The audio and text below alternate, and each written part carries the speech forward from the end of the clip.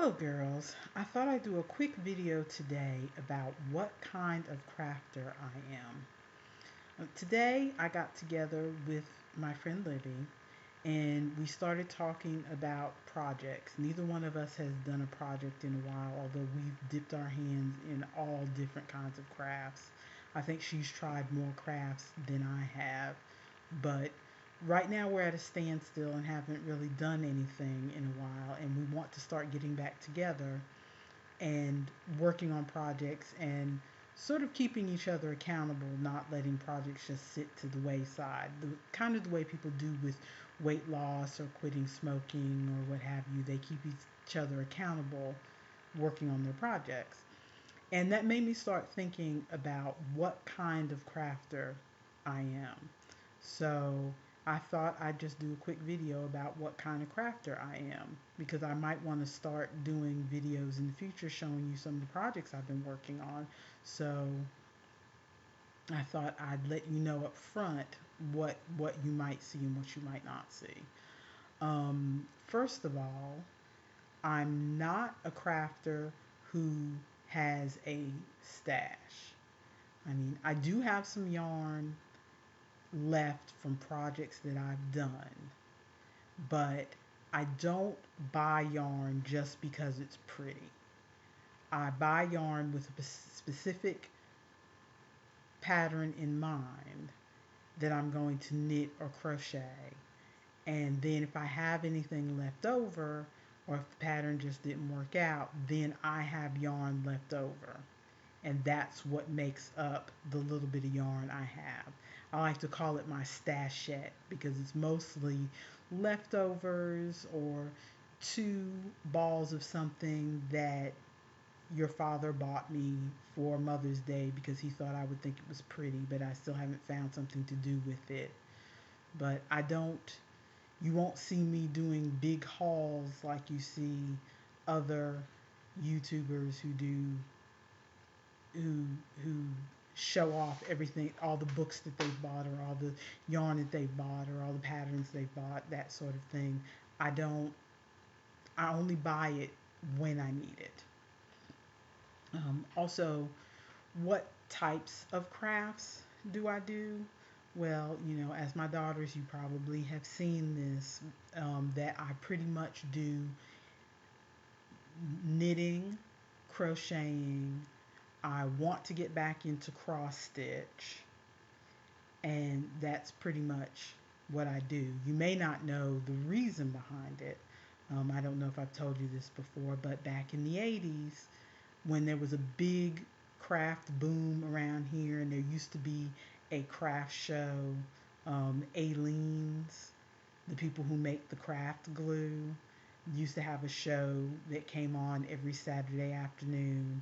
And so I would try every kind of project they featured, all kinds of glues and puff paints on t-shirts and different things like that. And but I'd do one project and then the supplies would sit there, and then when I try to do another project, of course that called for all different items that you didn't need for the first project. So I had glues and paints and brushes and different things piling up in the spare room.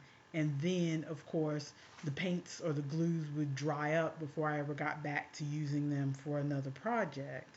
And so, after a few months, maybe 6 months, maybe a year of this, your father finally said, please, can you stick to crafts that don't have materials that dry out?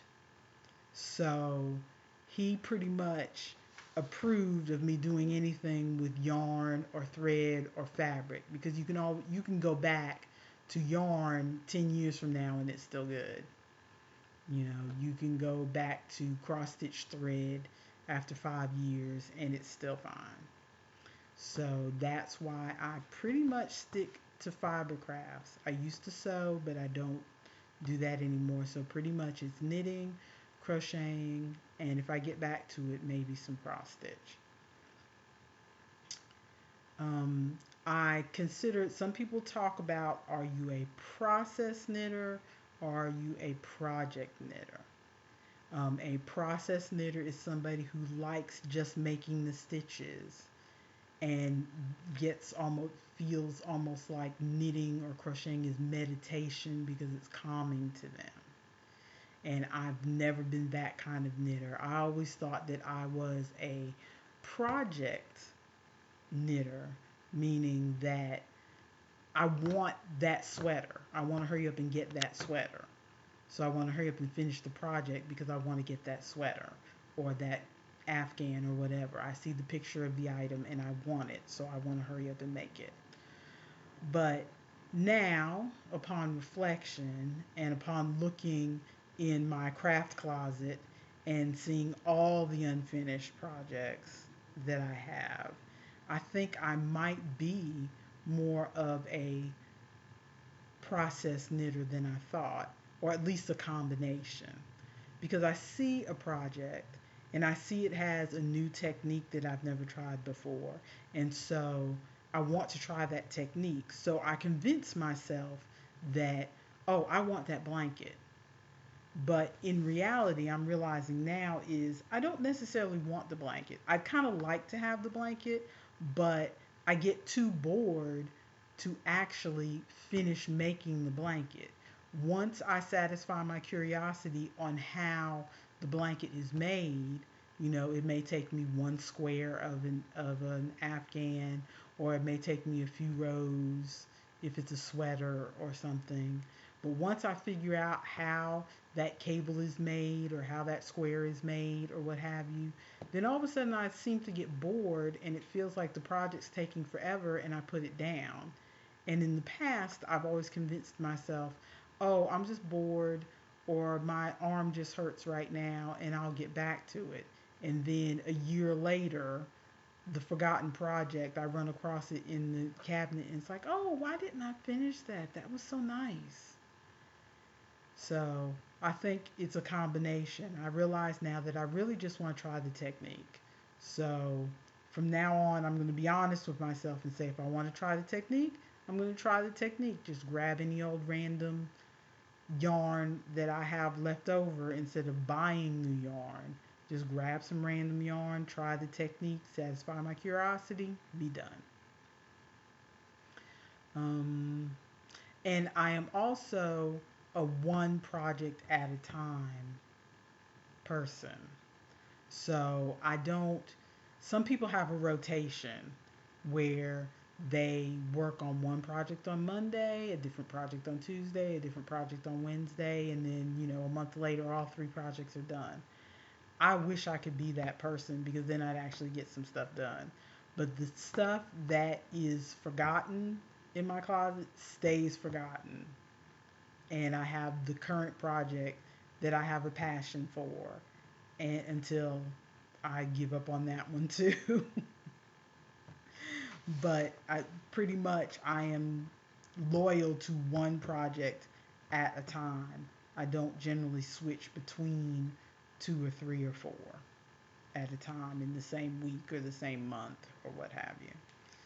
But so that's the kind of crafter that I am, and hopefully you will see more finished projects. I plan in the next month, I'm giving myself a month deadline to get all of my works in progress out of their closets and cubby holes and what have you, and figure out if I am actually going to finish them or if I'm going to unravel them and donate the yarn to the elementary school, or I don't know, finish or unravel are the two choices, I guess.